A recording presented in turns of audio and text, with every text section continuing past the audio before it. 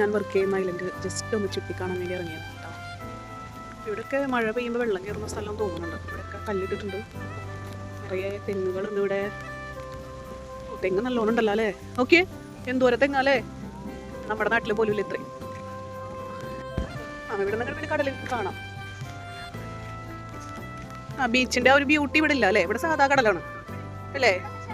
ആ നിറയല്ല, നിറ അറ്റത്താണ് കാണുന്നുള്ളൂ, ഇവിടെ ഇല്ല.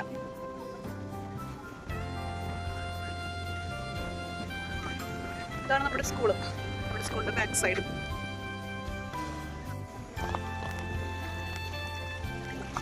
തെരയൊന്നുമില്ല അല്ലേ?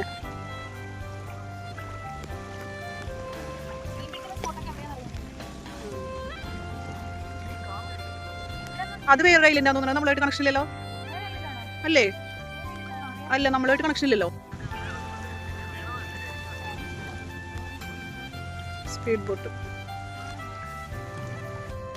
നമ്മളിവിടെ താമസിക്കുന്നവരോട് ചോദിച്ചിട്ടോ, അപ്പോൾ പറഞ്ഞു ആ കാണുന്ന രണ്ടും സെപ്പറേറ്റ് ഐലൻഡാണ്.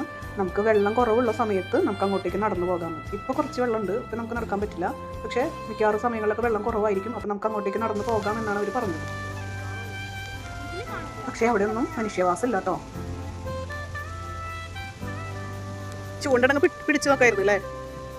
എൻ്റെ തേങ്ങ വീണിവിടെ തന്നെ മുളക്കണം തോന്നുന്നുണ്ട്. അല്ലാതെ ഇങ്ങനെ നടുവോ അല്ലേ? തേങ്ങ വേണ്ട ഇവിടെ ആർക്കും.